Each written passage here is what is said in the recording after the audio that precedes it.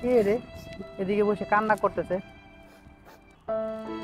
ও দিদি, ও দিদি, এখানে বসে কান্না করছো কেন?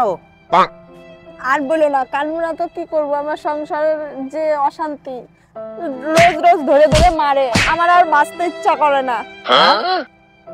কি বলেন? মানে কি বলতে চান আপনি? বাঁচতে ইচ্ছা করেন মানে কি মরতে চান?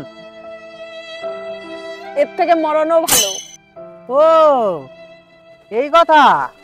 দাঁড়ান দাঁড়ান দাঁড়ান, কোনো চিন্তা নাই, ওঠেন ওঠেন, আপনি ওঠেন ওঠেন ওঠেন ওঠেন।